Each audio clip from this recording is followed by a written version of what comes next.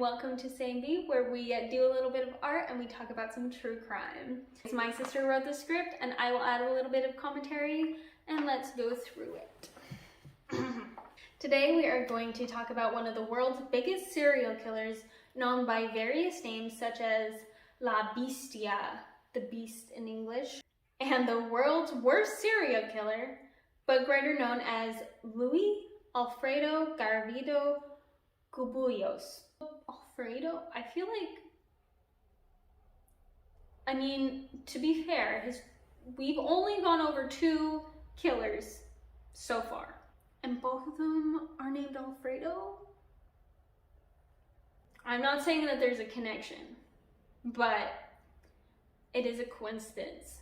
Also, fun fact, when I did the research for the Mona Lisa heist, and the guy was born and died on October 8th.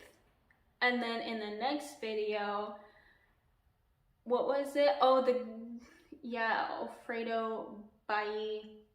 He murdered his boyfriend on October 8th. I don't remember, but there was a crazy coincidence.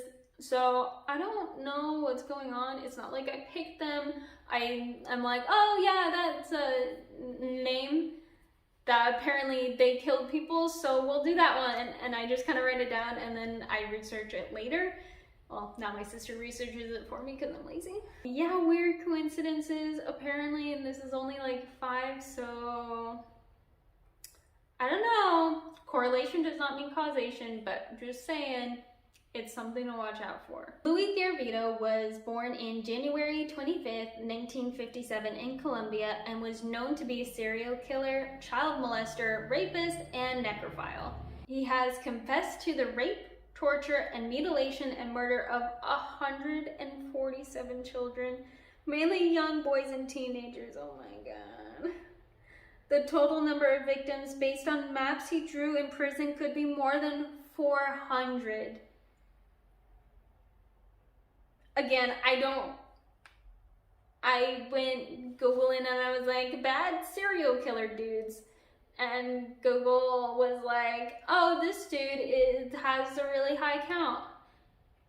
And I was like, cool, I'll write his name down. And then I forget about it. And then, how do you kill 400 people? How do you kill 147? How do you kill 147 young children, people? This dude was bad. I understand if you skip this. This is gonna get dark. So Garavito was found to suffer from psychosis, paranoia, and depression, most likely due to abuse he received as a child, not only from his father, but also neighbors and classmates. Throughout his early adulthood, Garavito was in and out of psychiatric facilities. I hear it in a lot of true crime things, but like every single time there's a horrible serial killer, or just killer in general, someone who just really tortures, it's always child abuse. Always child abuse. And it's not an excuse, but like every single terrible killer, it's all child abuse. And this guy, not even like, usually it's just like their parents, they're neglected. This guy, yeah, don't abuse kids unless you want a serial killer. But don't do that, because nobody wants that, I hope. In late 1980, his crimes escalated to about 1 victim per month, and later it became more. Garavito would target mainly boys from the age of 6 to 13 who were either homeless, poor, or orphaned, and would bribe them with candy, money, and small jobs. His first murder victim was a 13-year-old boy named Juan Carlos. In 1992, after following this boy, Garavito offered Juan Carlos a job and led him to a secluded area near a railroad. Where the boy was found, he was missing his front teeth and there were cuts covering his body. Garavito began writing the names of his victims in a blue notebook and also admitted that he prayed for them. Later, he became interested in Satanism, which he incorporated into his murders, and often visited palm readers and other occultic practitioners before he decided that they were just as clueless as him. Garavito also began wearing disguises to evade police. Some of these disguises included children's favorite things: a priest,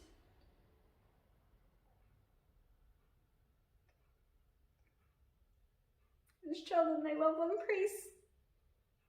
Sorry. Thinking the other, anyways. A farmer, a homeless man, a street vendor, drug dealer, school teacher, elderly man, and even a gambler. Why would you dress up as a drug dealer to evade police?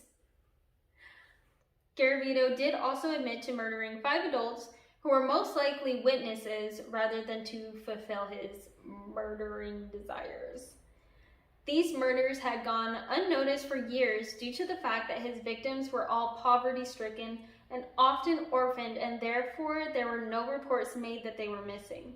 When bodies began turning up, authorities thought it to be a satanic cult or international child trafficking ring. One dude, and they thought it was a whole group. One dude just going around murdering a ton of people. One dude murders so many people that the police were like, this has to be more than one person. It has to be an entire cult or a child trafficking ring. But no, it was just this one dude. Just one dude. Just one guy. He was like, nope. All me. See my little blue notebook with all my... I keep a list. I'm well organized.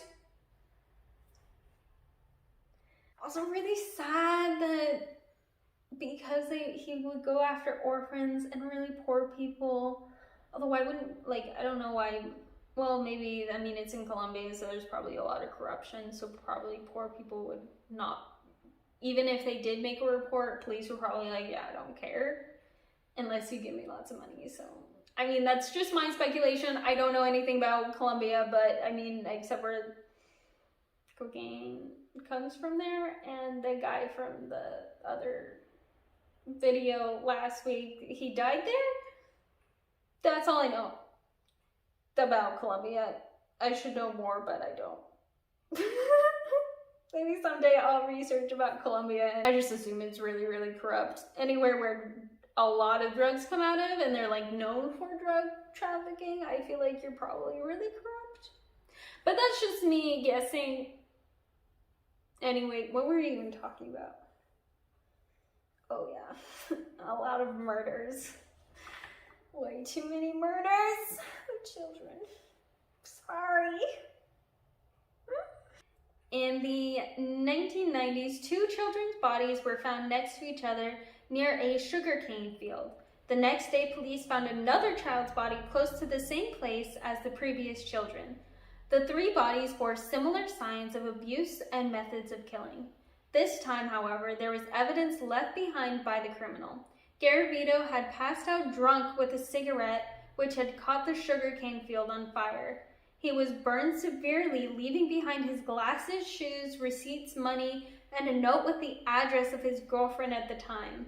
Through this evidence, police were able to deduce that their suspect was middle-aged, with an astigmatism in his left eye, walked with a limp, and was between 163 and 167 centimeters tall. Authorities contacted Garavito's girlfriend, who had not seen him for months, but he had left a suitcase for her to take care of. Also, I hear a lot, like, serial killers, and they have, like, girlfriends or wives, and a lot of the time, like, they don't know, like, first of all, how does someone this psychotic, off the rails, maintain a relationship? Also, like, someone like this who is clearly into pedophilia. Why are they with, like, I'm assuming that the girlfriend is an adult. And I see that a lot where they are able to hide this secret, like, deep part, and that's what gets me the most, that someone can be maintaining a certain level of normalcy maintaining a relationship, sometimes I would assume even a job. Like, I don't understand. I don't understand. And that's what scares me the most. Is my husband a murderer? Who knows?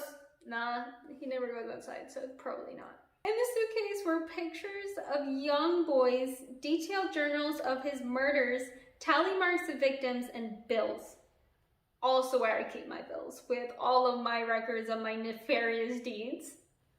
You know, just stick my my internet bill, water bill right next to, you know, last night I went out and I murdered a whole town. I didn't do that. I wouldn't do that. But also just an interesting combination of things.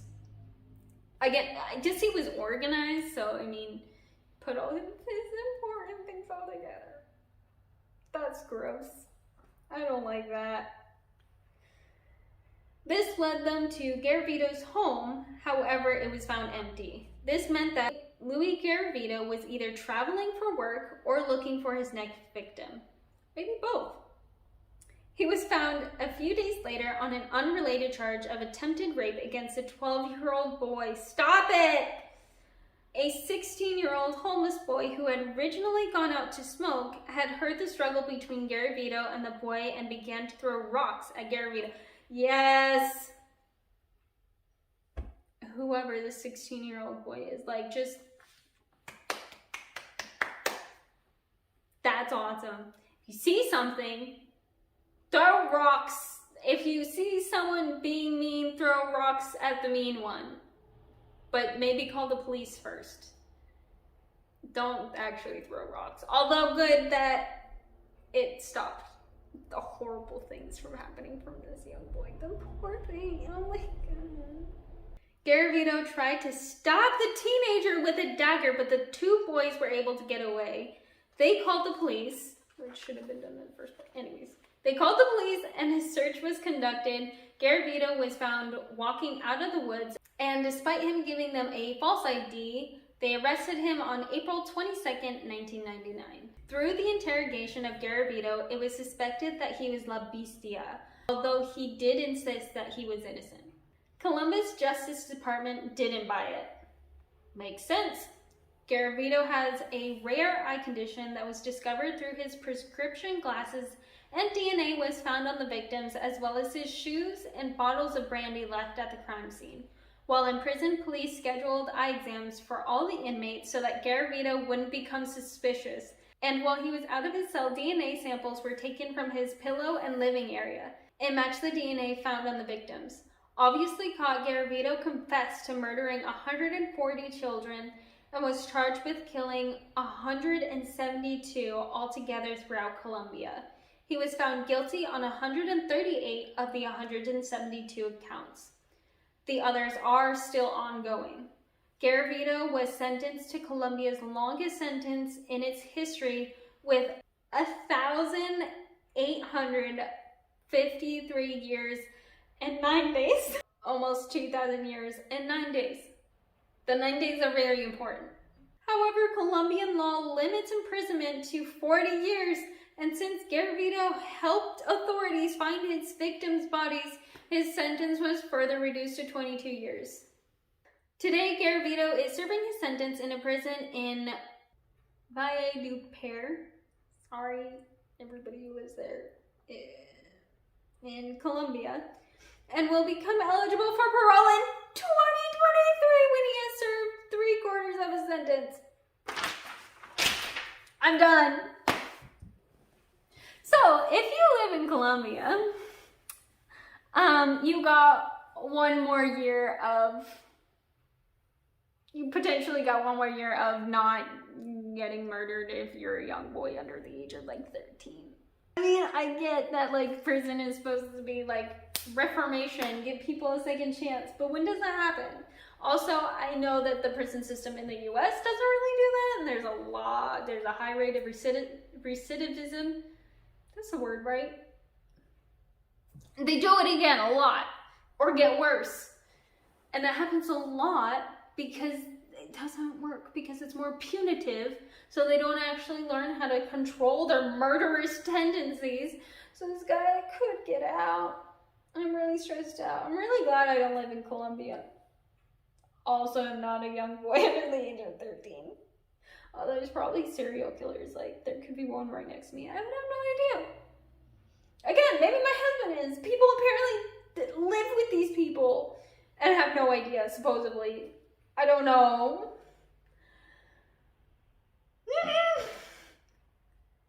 Anyways, so glad I looked at that. So glad that I read that and that I now know that it's really, really, really horrible person. Someone with the highest body count. I think I remember from that Google search that this guy has one of the highest confirmed body counts of serial killers. It's like you hear like Jack the Ripper, I think he has 5 canonical murders.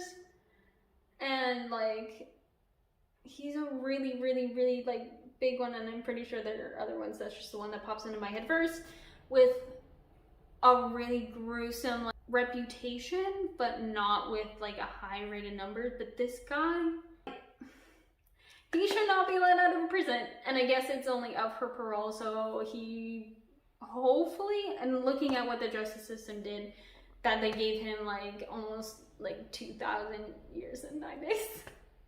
Probably won't be out on parole, we hope.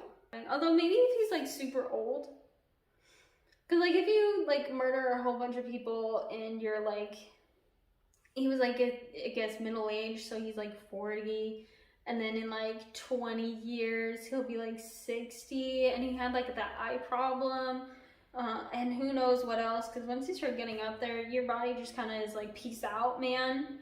I know you're still alive, but I'm done. So arthritis everywhere, and I assume that prison probably doesn't have the best medical system. I don't know. I've never been to prison or interacted with anybody from prison. Maybe when he gets out, he'll be so frail and crippled so that even if he still has his murderous tendencies, he'll be like, I can't even walk down the stairs, so I guess I won't be murdering kids today. Darn so. I don't know.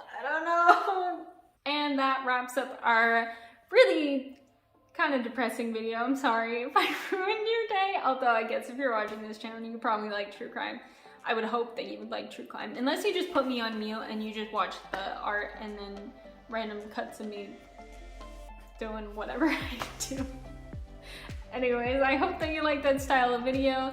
If you did, there definitely will be more of that in the future, because I thought it was a lot more fun than just reading it and being boring and more professional. That's not what we're here to do. We're here to have fun. Yeah. Anyways, I hope you stay curious and creative. Peace.